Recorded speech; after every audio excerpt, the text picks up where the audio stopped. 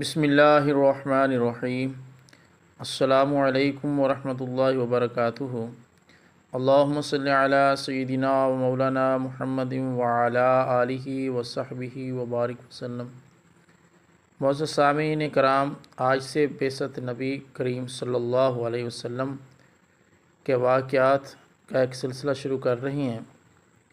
اس میں بعثت نبی صلی اللہ علیہ وسلم کے موقع پر جب آپ کو مبعوث فرمایا گیا، اس سے پہلے اور اس کے بعد کیا کیا واقعات پیش آئے، غار حرا میں کیسا واقعہ پیش آیا، جبرائیل علیہ السلام کیسے تشریف لے کے آئے، اور کون سی پہلے 5 آیات اللہ تبارک و تعالیٰ نے نازل فرمائیں، ان تمام واقعات کا ذکر ہوگا۔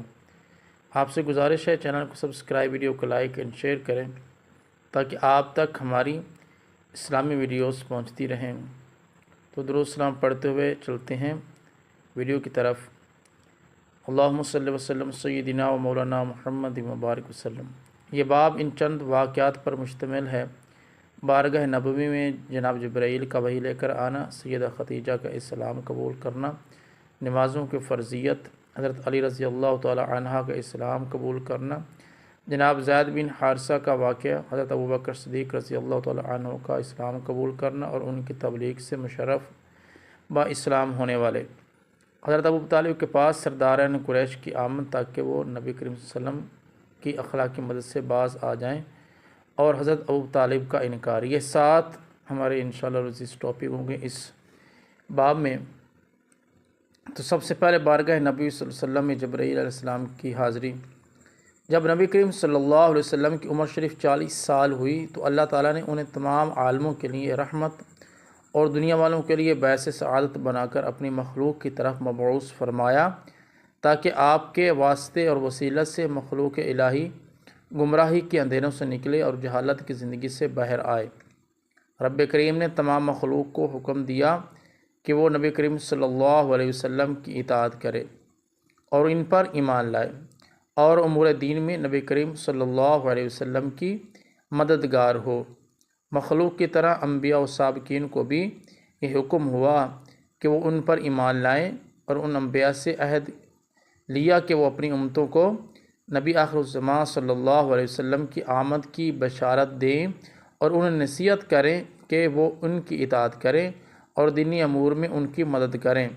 اور اس عہد کی منظر کشی قرآن کریم کی سورۃ آل عمران آیت میں کی گئی ہے، جس کا ترجمہ یہ ہے: اور یاد کرو جب اللہ تعالیٰ نے انبیاء علیہ السلام سے پختہ وعدہ لیا کہ قسم ہے تمہیں اس کی جو میں تمہیں کتاب و حکمت سے عطا کروں، جب تمہارے پاس وہ رسول تشریف لائیں جو تمہیں ملنے والی کتابوں کی تصدیق کریں گے تو تم ان پر ضرور ایمان لانا اور ضرور ان کی مدد کرنا۔ اس کے بعد فرمایا: کیا تم نے اقرار کیا اور اس امر پر میرا باری ذمہ داری اٹھائی؟ تو انبیاء علیہ السلام نے فرمایا: ہم نے اقرار کیا۔ تب اللہ تعالیٰ نے فرمایا: تم ایک دوسرے پر گواہ رہنا اور میں بھی تمہارے ساتھ گواہوں میں سے ہوں۔ اس آیت کریم میں اس عہد و میثاق کا ذکر ہے جو اللہ تعالیٰ نے انبیاء علیہ السلام سے لیا تھا۔ وہ نبی خاتم النبیین صلی اللہ علیہ وسلم پر ایمان لائیں، ان کے دین کی مدد کریں اور اپنے امتیوں کو بھی اس کام کی نصیحت کریں۔ خصوصی خطاب یہود و نصارہ سے ہے جو اہل کتاب میں سے ہیں۔ واللہ اعلم بالصواب۔ تو معزز سامعین کرام، اس بات کا مفہوم یہ ہے کہ اللہ تعالیٰ نے انبیاء و رسول کو رسالت محمد صلی اللہ علیہ وسلم کی اطلاع دی، اور اس نے فرمایا کہ وہ اپنی امتیوں کو خبردار کر دیں کہ جو خاتم النبیین صلی اللہ علیہ وسلم کا دور پائیں تو وہ اس عہد کی تکمیل کریں اور ان پر ایمان لائیں اور دین محمدی صلی اللہ علیہ وسلم کی مطابقت کریں۔ چنانچہ نبی کریم صلی اللہ علیہ وسلم نے فرمایا: لو کان موسیٰ حیان ما وسعد الاتباعی، اس زمانہ میں اگر موسیٰ علیہ السلام زندہ ہوتے تو میرے احکام کی اتباع کرتے۔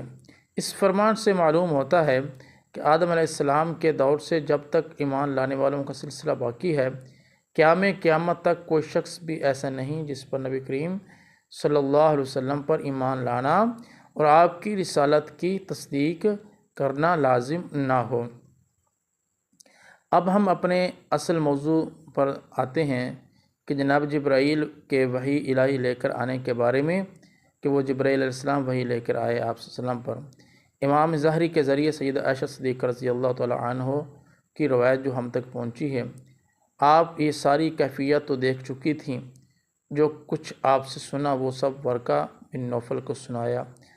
ان واقعات کو سن کر ورقہ نے کہا، قدوس قدوس، یہ واقعات آثار قدرت میں سے ہیں جو واقعات تم نے سنائے ہیں، وہ اگر درست ہیں تو ان نبی کریم صلی اللہ علیہ وسلم کے پاس وہ ناموس اکبر آیا ہے جو اس سے پہلے حضرت موسیٰ علیہ السلام کے پاس آتا تھا، اور یہ محمد صلی اللہ علیہ وسلم اس امت کے نبی ہیں، تم انہیں بتا دو کہ وہ مطمئن رہیں اور کوئی اندیشہ نہ کریں۔ سیدہ خدیجہ رضی اللہ تعالی عنہا ورقہ کے پاس اٹھ کر غار حرا میں آ گئیں۔ حضرت عائشہ صدیقہ رضی اللہ تعالی عنہا سے منقول ہے کہ جب رب تعالیٰ کو حضور اکرم صلی اللہ علیہ وسلم کے ذریعے کرامت کاملہ اور بندوں پر رحمت واسعہ کا اظہار مقصود ہوا تو رسول اللہ صلی اللہ علیہ وسلم کو ایسے سچے خواب نظر آنے لگے جو صبح کی سفیدی کی طرح واضح ہو جاتے۔ ان دنوں حضور اکرم صلی اللہ علیہ وسلم خلوت کو زیادہ پسند فرماتے تھے اور اس دور میں لوگوں کے ساتھ زیادہ ملنا جلنا پسند نہ کرتے۔ اعلان نبوت سے قبل علامات وحی میں ایک بات اور یہ ظاہر ہوتی تھی کہ جب آپ مکہ سے وادیوں اور ویرانوں پر تشریف لے جاتے تو راستوں میں درختوں اور پتھروں سے آواز آتی، السلام علیکہ یا رسول اللہ۔ یہ سلسلہ بہت دن تک جاری رہا، یہاں تک کہ جناب جبرائیل علیہ السلام وحی الہی لے کر آ گئے۔ سید عالم صلی اللہ علیہ وسلم کا معمول یہ تھا کہ آپ ہر سال ایک مہینہ غار حرا میں خلوت نشین ہوتے اور سب سے قطع تعلق کر کے یاد الہی میں مشغول رہتے، عبادت و اطاعت الہی میں وقت صرف فرماتے۔ اگر کوئی ضرورت مند وہاں آ جاتا تو اس کو کھانا کھلاتے، یا بیمار آ جاتا تو اس کی خدمت فرمایا کرتے تھے اور اس کی نگہداشت کرتے۔ اس طرح ایک ماہ اعتکاف کی مدت پوری ہونے پر آپ مکہ واپس آ جاتے تھے۔ مکہ آ کر گھر جانے سے پہلے خانہ کعبہ کا طواف کرتے تھے۔ یہ سلسلہ کئی سال اس وقت تک جاری رہا جب جناب جبرائیل وحی الہی لے کر آئے۔ اس سال جب رمضان کا مہینہ آیا تو حرا کا ارادہ کیا۔ اس مرتبہ سیدہ خدیجہ حرا پہنچا کر آپ صلی اللہ علیہ وسلم کو واپس آئیں تو نبی کریم صلی اللہ علیہ وسلم کو حرا کے دوران قیام پہلے وہی رمضان مبارک کے دنوں میں آئی۔ ایک رات جناب جبرائیل سوت الگ اپنے ساتھ لائے۔ نبی کریم صلی اللہ علیہ وسلم نے فرمایا کہ میں رمضان کی 20ویں شب کو سویا ہوا تھا کہ جناب جبرائیل سبز دیباج پر اس سورت کی آیات لکھی ہوئی لے کر آئے۔ وہ سبز دیباج کا ٹکڑا کھول کر میرے سامنے کیا اور کہا، پڑھیے۔ میں نے کہا، میں نہیں پڑھ سکتا۔ میرا جواب سن کر جبرائیل نے میرا ہاتھ پکڑ کر زور سے مروڑا، تکلیف سے میرے ہوش جاتے رہے۔ پھر میرا ہاتھ چھوڑ کر دوبارہ پڑھنے کے لیے کہا تو میں نے جواب میں کہا، میں نہیں پڑھ سکتا۔ تو دوبارہ جبرائیل نے مجھے پھینچا، تکلیف سے میرے ہوش جاتے رہے تو مجھے چھوڑ کر پھر پڑھنے کے لیے کہا تو پھر میں نے نہ پڑھ سکنے کا عذر کیا۔ تیسری مرتبہ پھر ایسا ہی ہوا اور میں نے کہہ دیا کہ میں نہیں پڑھ سکتا، تو جبرائیل نے مجھے بھینچ کر چھوڑ دیا اور کہا، پڑھیے۔ اس مرتبہ میں نے تکلیف کے خوف سے کہا، کیا پڑھوں؟ تو جبرائیل امین نے کہا، اللہ کے نام سے یہ پڑھیے، اقرأ بسم ربک الذی خلق، اور علم الانسان ما لم یعلم تک پڑھایا 5 آیات۔ ان آیات کو پڑھ کر معاً میں جاگ گیا تو میں نے محسوس کیا کہ آیات میرے قلب پر نقش ہو چکی ہیں، یعنی میرے حافظہ میں محفوظ ہیں۔ اس کے بعد میں غار سے باہر آیا۔ جب پہاڑی سے اترتے ہوئے نصف راستہ تک آیا تو میں نے آسمانی صدا سنی، کوئی ہاتف غیبی کہہ رہا ہے کہ میں جبرائیل ہوں، اے محمد صلی اللہ علیہ وسلم آپ اللہ تعالیٰ کے رسول ہیں۔ یہ آواز سن کر میں نے آسمان کی طرف دیکھا تو جناب جبرائیل کو زمین و آسمان کے وسطوں میں مشرق مغرب تک انسانی شکل میں دیکھا، جو یہ کہہ رہے تھے کہ میں جبرائیل ہوں، اے محمد صلی اللہ علیہ وسلم آپ اللہ کے رسول ہیں۔ میں کھڑا ہوا جبرائیل کو دیکھتا رہا، آسمان پر جس سمت نظر ڈالتا تو جبرائیل نظر آتے، چنانچہ میں انہیں بہت دیر تک دیکھتا رہا۔ اس دوران مجھے بلانے کے لیے لوگوں کو بھیجا گیا۔ جب انہوں نے غار میں مجھے نہ پایا تو تلاش کرنے لگے۔ اسی اثناء میں جبرائیل کو دیکھ رہا تھا، وہ میری نظروں سے غائب ہو گیا اور میں جناب خدیجہ کے پاس آیا۔ اس وقت مجھ پر عجیب کیفیت طاری تھی اور میرے لیے اپنے گھر جناب خدیجہ کے پاس پہنچنا بھی مشکل تھا۔ جب میں گھر میں پہنچا تو خدیجہ نے مجھے دیکھ کر کہا، یا محمد صلی اللہ علیہ وسلم آپ کہاں تھے؟ تو میں آپ کی وجہ سے پریشان تھی، ہر طرف آپ کو تلاش کرنے کے لیے لوگوں کو بھیجا ہے۔ جب خدیجہ نے میری جانب توجہ سے دیکھا اور میرے چہرے پر پریشانی کے آثار محسوس کیے تو مجھ سے کہنے لگی، آپ پر خوف غالب معلوم ہوتا ہے، آپ کو کیا ہوا؟ تو تو میں نے انہیں تمام کیفیت سے آگاہ کیا تو ختیجہ نے کہا یا محمد صلی اللہ علیہ وسلم آپ پریشان نہ ہوں اور خاطر جمع رکھیں، مجھے یقین ہے کہ آپ رسول آخر الزماں اور پیغمبر عالم ہیں۔ معزز سامعین کرام، یہاں تک حضرت جبرائیل علیہ السلام کے پہلے وحی تک ہمارا واقعہ مکمل ہوا۔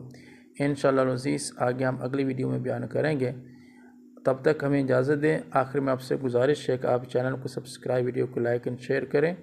السلام علیکم ورحمۃ اللہ۔